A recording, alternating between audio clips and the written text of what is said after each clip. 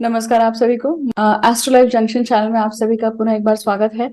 तो monthly prediction की series शुरू की गई है और अब हम इस वीडियो में जानने जा रहे हैं कि सितंबर में किस प्रकार के ग्रह गोचर रहेंगे और सभी जन्म राशि या फिर लग्न राशि के लिए क्या क्या प्रभाव होगा।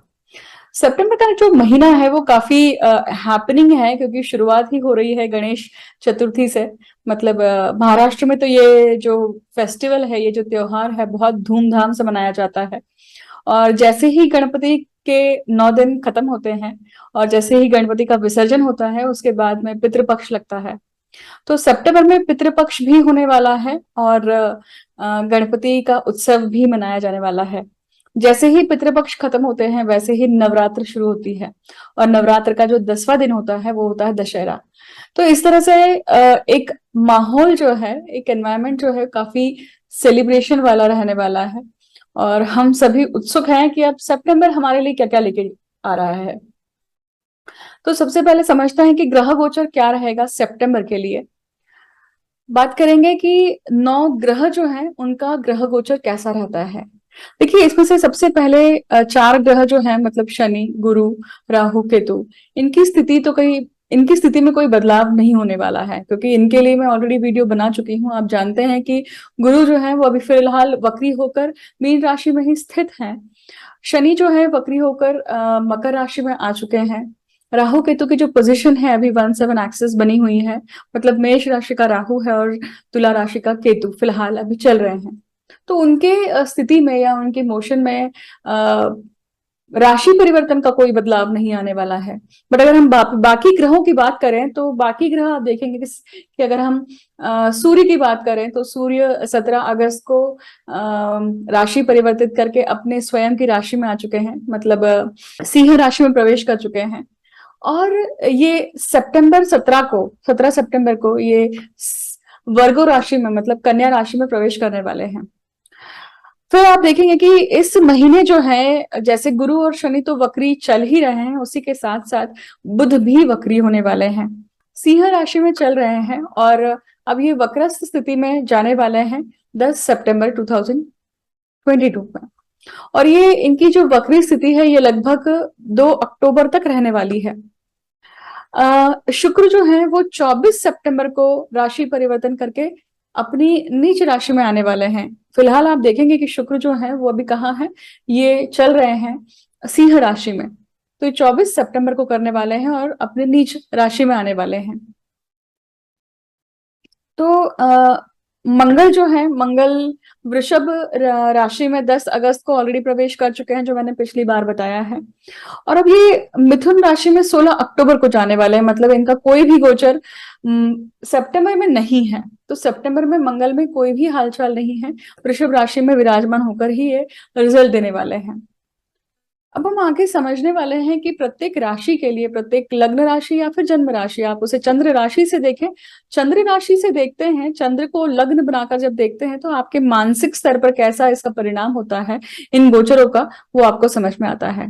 ग्रह जो भी होते हैं ये अपना परिणाम जो है विचारों के थ्रू करते हैं। आपके विचार जो है वो कभी भी, आपके क्या, हम सभी के विचार जो हैं कभी भी एक समान, एक जैसे कंसिस्टेंट नहीं चलते हैं। कांस्टेंट इसमें चेंज होते रहता है। 1 मिनट पहले कौन सा विचार था ये हम बता नहीं पाएंगे या हम खुद याद नहीं रख पाते हैं। तो विचार जो है ये कॉन्स्टेंटली चेंज होते हैं और ग्रह जो है हमारे ऊपर विचारों के माध्यम से परिणाम करते हैं। तो सबसे पहला परिणाम उनका विचारों के थ्रू होता है और उन विचारों का ही जो आवागमन होता है वही हमारे शरीर को, मानसिक स्तर को, इमोशनल स्तर को, सभी स्तरों को इन्फ्लुएंस करता है, प्रभावित करता है। जब शारीरिक स्तर को प्रभावित करता है तो हमें बीमारी आती है, चिंता लगती है। तो लग्न राशि जो है वो दिखाती है कि आप कोई भी ग्रह का गोचर लग्न राशि से जब देख रहे हैं तो वो शारीरिक तौर पर आपको किस प्रकार से परिणाम देने वाली है। आपकी रोग प्रतिकारक शक्ति, आपका स्वास्थ्य, इनके ऊपर इस गोचर का कैसा परिणाम होने वाला है ये आप देख सकते हैं लग्न राशि पे। वही मानसिक स्तर पे जो परिणाम है वो चंद्र राशि से। मकर लग्न, मकर राशि के लिए देखते हैं कि सितंबर का महीना जो है वो कैसे गुजरने वाला है। देखिए, मकर राशि का स्वामी शनि अभी फिलहाल जो है वो वक्री अवस्था में चल रहे हैं। अ, गुरु, शनि और 10 तारीख को बुध भी वक्री होने वाले हैं। और जब ग्रह वक्रस्थ अवस्था में रहते हैं तो वो कुछ ना कुछ एक अधूरा कर्म बताते हैं कि ये आपका अधूरा छूटा हुआ है, ये आपको पूरा करना है। शास्त्र में उन ग्रहों को जब वे वक्रस्थ अवस्था में होते हैं उन्हें कहा गया है कि उन्हें चेष्टा बल मिलता है। चेष्टा मतलब जिस चीज के लिए आपको नहीं कहा गया है फिर भी आप उस चीज को करने की चेष्टा करते हैं, मतलब हिम्मत करते हैं। या कई बार आपको कोई कार्य करने के लिए एक्स्ट्रा हिम्मत की, एक्स्ट्रा करेज की जरूरत होती है। अदरवाइज आप उस जिस मोशन में चल रहे होते हैं वो मोशन पर्याप्त नहीं होता है उस चीज को करने के लिए या उस चीज से बाहर आने के लिए। तो ये वक्रस्थ अवस्था जो है वो उसी प्रकार की एक अवस्था दिखाती है जहां पे एक स्ट्रगल होती है, एक फाइट होती है, एक स्लोनेस होती है, एक वक्रत्व होता है, एक टेढ़ी दृष्टि होती है। और मकर राशि का स्वामी खुद लग्नेश वहीं पे बैठा हुआ है। और अभी फिलहाल जो है वो आप देख रहे होंगे कि शनि जो दूसरे भाव के भी स्वामी हैं और वो लग्न भाव में बैठे हुए हैं। तो लग्नेश का लग्न भाव में होना ये बहुत अच्छी बात है। मतलब जिनकी अभी साढ़े साथी चल रही है, मतलब कुंभ की साढ़े साथी चल रही है, मकर की साढ़े साथी चल रही है और मीन की भी लग चुकी है। तो इन सभी लोगों के लिए एक ऐसी अवस्था है कि जहां पे आप क्या हो रहा है अपने साथ वही नहीं आंक पा रहे हैं। लग्नेश का लग्न भाव में होना व्यक्ति को स्ट्रांग बनाता है, इन अंतर्मुख बनाता है, अपने ऊपर कार्य करने के लिए प्रेरित करता है। तो ये महीना इनफैक्ट जब तक शनि मकर राशि में रहेंगे और वक्रस्थ अवस्था में रहेंगे ये चीज आपको देने वाले हैं। जब ये आपको मंथन करने का मौका दे रहे हैं, ये इंट्रोस्पेक्शन करने का मौका दे रहे हैं, ये आपको उन सभी बातों को जिनके कारण आपके जीवन में कष्ट हैं, जिनके कारण आप पीछे छूटे हुए हैं, जिनके कारण आप रेस में पीछे हैं, उसके लिए भी आपको सोच विचार करने का समय दे रहे हैं। और एक स्ट्रेटेजिक प्लानिंग भी करने के लिए कह रहे हैं दिमाग में कि आप करिए। एक इंटरनल डायलॉग कांस्टेंट शुरू है। कुटुंब भाव का स्वामी कुटुंब भाव से व्यय भाव में है। इसका अर्थ है कि अभी आप जैसे अपने ऊपर ध्यान दे रहे हैं तो आप पूरी तरह से कुटुंब के ऊपर ध्यान नहीं दे पा रहे हैं। इंटरनल स्ट्रगल ज्यादा है। और वो इंटरनल स्ट्रगल इसलिए ज्यादा है क्योंकि एक्सटर्नल चीजों की जो जद्दोजहद चल रही है जीवन में वो कहीं ना कहीं आपको, मतलब दो नावों में पैर सवार होकर चलना, कि आप अपने घर घर के लिए भी करना चाह रहे हैं, आप अपने फाइनेंस के लिए करना चाह रहे हैं, आपके डिसीजन कहीं ना कहीं चूक रहे हैं, आप जो एग्जैक्टली करना चाह रहे हैं वो चीज हो नहीं रही है। एक अच्छी बात है कि पराक्रम में गुरु होने के कारण आपके पराक्रम में, आपके करेज में, आपके एफर्ट्स में कहीं ना कहीं गुरु की बुद्धि, मतलब गुरु धी शक्ति के कारक हैं। और धी शक्ति का पराक्रम भाव में आना, हालांकि गुरु का कोई काम नहीं है पराक्रम भाव में, उनकी कार्यशैली नहीं है वहां पर, वो काम नहीं करते हैं। क्योंकि क्योंकि गुरु सिर्फ जीना कैसा है उसकी थ्योरेटिकल भाषा या उसकी परिभाषा सिखाते हैं, परंतु जीना कैसे है, किस तरह से जिया जाता है, वो तो शनि सिखाते हैं।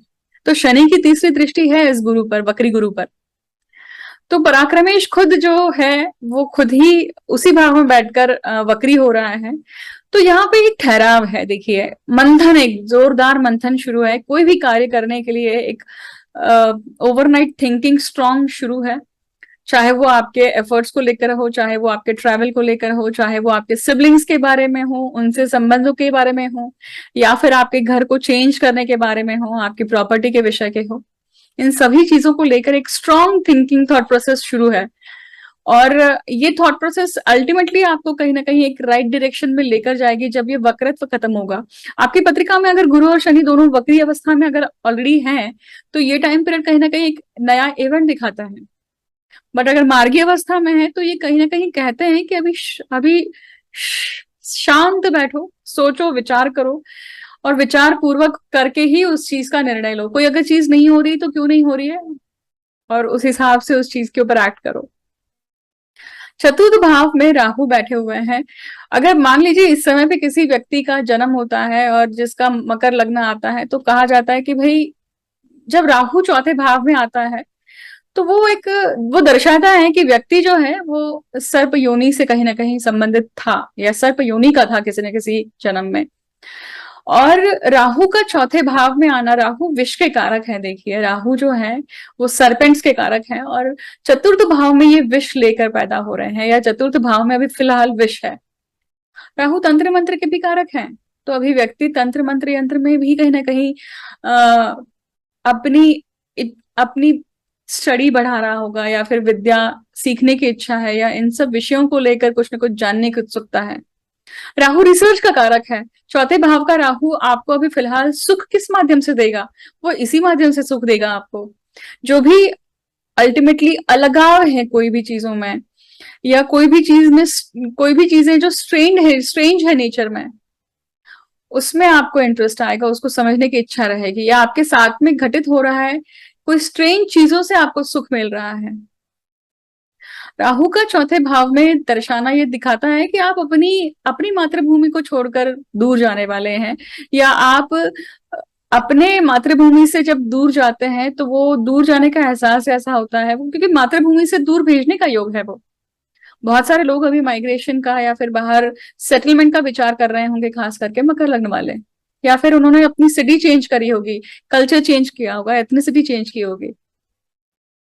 पंचम भाव में राहु का चौथे भाव में होना ये माता के स्वास्थ्य के लिए बहुत अच्छा नहीं है। तो इन्फेक्शंस होना, या फिर कहीं ना कहीं माइग्रेन की प्रॉब्लम होना, या कोई स्किन की प्रॉब्लम होना, इन सब चीजों की एक दिखती है यहाँ पर।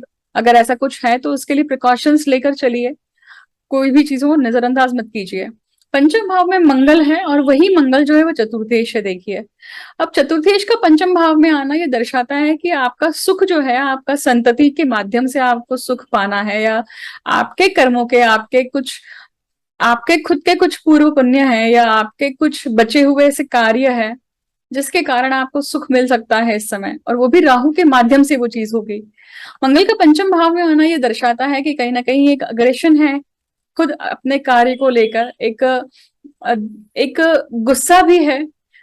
खास करके ये महीना जब आप अपने संतति के साथ में, आप अपने बच्चों के साथ में डील करेंगे, तो try to find a different way. गुस्सा आ रहा है तो अपने आप को कंट्रोल करिए, हर चीज गुस्से से सॉल्व नहीं होती है, क्योंकि यहाँ पे आप अपने बच्चों से दूर हो जाएंगे अगर आप गुस्सा करते हैं तो। पंचम भाव में मंगल का आना जो और वही पंचमेश जो है वो अष्टम भाव में बैठा हुआ है, अष्टमेश के साथ बैठा हुआ है, तो कुछ लोग पेट की समस्याओं से भी जूझ रहे होंगे। चाहे हो सकता है कि डायबिटीज की समस्या हो, या फिर शुगर की समस्या हो, या फिर इन्फ्लेमेशन की, एसिडिटी, या फिर ज्वर। इन सब चीजों से भी कहीं ना कहीं आपको एक आप खुद अपने बॉडी को देख रहे होंगे कि ये सब चीजें चल रही हैं। अगर है तो उसे प्रॉपर तरीके से एड्रेस करिए और रेस्ट लीजिए। षष्ठेश बुध जो है वो भाग्य भाव में उच्च के होके बैठे हुए हैं। इन सभी चीजों में जो मैंने अभी आपको बताई, उन सभी चीजों में अच्छी बात यह है कि भाग्य भाव भाग्य में ही बैठा हुआ है, और वो उच्च का होकर बैठा हुआ है। मतलब आप कोई भी चीज, मंत्र जप या फिर विधि या कोई पूजा पाठ, ये सभी करवाते हैं तो इसका फल आपको प्राप्त होगा। इससे आपको मानसिक शांति भी प्राप्त होगी। पिता के एडवाइजेस को यहाँ पे इग्नोर मत कीजिएगा, क्योंकि पिता आपके यहाँ पे उच्च के होकर बैठे हैं, तो उनकी एडवाइस आपको काम आएगी आपके पेंडिंग कर्म को पूरा करने के लिए। तो फिर आपकी सर्विस से रिलेटेड कोई अगर आपको वो सुझाव दे रहे हैं, पिता तुल्य लोग आपके जीवन में आपको अगर सर्विस से संबंधित, जॉब से संबंधित, आपके लोन से संबंधित, आपके इन्वेस्टमेंट से संबंधित, कोर्ट कचहरी के मैटर को लेकर कोई अगर आपको सजेशन दे रहे हैं तो उसे इग्नोर मत करिए, वो आपको फायदेमंद रहने वाला है। सप्तम भाव का स्वामी चंद्र है, और आप देखेंगे चंद्र जो है ये लगभग महीना भर लगाते हैं चंद्र की पूरा एक सर्कल को कंप्लीट करने के लिए। और ये जो सर्कल होता है इसमें अमावस्या और पूर्णिमा दोनों आती है, तो सप्तम भाव से जो सुख है वो हमेशा अमावस पूर्णिमा के समान ही रहेगा, कभी भी एक जैसा नहीं रहेगा। और शनि और चंद्र एक एक दूसरे के सामने, तो ये विषयों निर्माण करते हैं। तो मैरिड लाइफ इनकी लगभग प्रॉब्लमेटिक रहती ही रहती है। एक बहुत ज्यादा कोल्ड है तो एक बहुत ज्यादा चंचल है। हालांकि हमेशा कहा जाता है कि जोड़ियां जो होती है वो समसप्तक जो जोड़ियां होती है वो बहुत अच्छी जोड़ियां होती है, परंतु चंद्र चंद्र की स्थिति जैसे जैसे बदलती जाएगी वैसे वैसे आपका स्पाउस से आपके रिलेशनशिप का सुख ये बदलता जाएगा। अष्टमेश का अष्टम भाव में होना यह दर्शाता है कि भाई आप ये महीना जो है कहीं ना कहीं एक स्ट्रांग है आपके लिए, कि अगर आप कोई गूढ़ विद्या से संबंधित, आप अपनी प्रॉपर्टी से संबंधित, आप अपनी कोई भी क्रॉनिक डिसीज से संबंधित अगर कोई कोई एक्शन ले रहे हैं तो इसमें आपको यश प्राप्त होगा। भाग्येश की मैं ऑलरेडी बात कर चुकी हूँ षष्ठेश के साथ में, तो भाग्य यहाँ पे बलवत है। ये योग दिखाता है कि आपकी शॉर्ट विजिट हो सकती है किस चीज के लिए, आपकी शॉर्ट विजिट हो सकती है अब्रॉड के लिए, आउट ऑफ इंडिया हो सकता है, आउट ऑफ स्टेट भी हो सकता है। दशम भाव का स्वामी अष्टम भाव में बैठा हुआ है, तो ये उन लोगों के लिए खास करके जिन लोगों का व्यवसाय जहां पे आप इंश्योरेंस में हैं, कमीशन में हैं, या फिर आप ऐसे कार्य में हैं जहां पे आपको फीस के अलावा भी कुछ पैसे लेने पड़ते हैं, तो ये आपके लिए फायदेमंद है टाइम पीरियड सरकार से संबंधित। बट एक और चीज यहाँ पे आप ध्यान रखिएगा कि दशमेश का अष्टमेश से जुड़ना मतलब अष्टम भाव गुड़ विद्याओं का है, गुड़ता का है, तो आपके ऐसे कार्य जो कार्य आपने गूढ़ रूप से किए हैं उस वो उजागर होने की भी एक यहाँ पे शंका बनती है। सो बी केयरफुल अबाउट इट। अगर आप लाभ भाव की बात करेंगे तो लाभ भाव का स्वामी जो है वो लाभ को देख रहा है, हालांकि ये मंगल है, तो लाभ मिलेगा परंतु वो थोड़ा सा अग्रेशन के साथ में या फिर कुछ आर्ग्यूमेंट के बाद मिलने की संभावना दिखाई देती है। ये आपके साथ में हमेशा ही योग बना रहता है क्योंकि आपका लाभ का स्वामी ही मंगल है जो आपके लग्न में आके उच्च उच्च का होता है। तो उस मंगल का सदुपयोग करिए, ना कि आपका दुरुपयोग होना चाहिए। चाहे वो हो सकता है आपकी वाणी से वो हो सकता है कि आपके एक्शन से हो। कभी कभी हम गुस्से में आकर ऐसे शब्द कह जाते हैं कि सामने वाला हर्ट हो जाता है और वो अपने को फायदा देने वाला होता है, तो वो हम उस फायदे से चूक जाते हैं। जैसे मैंने पराक्रम की बात की थी वैसे ही ये जो गुरु है ये व्ययेश भी है, और व्ययेश का पराक्रम भाव में जाना मतलब खर्चा होना। किस चीज के लिए? ट्रैवलिंग के लिए। किस चीज के लिए? किसी गुरु के कार्य के लिए। किस चीज के लिए? किसी पूजा पाठ के लिए। तो आपकी ट्रैवलिंग होने की संभावना दिखाई देती है, आपकी पूजा पाठ में कुछ खर्चा होने की संभावना दिखाई देती है, आपके बाहर जाने के योग दिखाई देते हैं। मतलब आप एक कंट्री से दूसरे कंट्री में जाने के काम काम के कारण आप विजिट कर रहे हैं, या फिर आप अपने घर वालों को मिलने के लिए आ रहे हैं, इसकी भी स्थितियां दिख सकती है।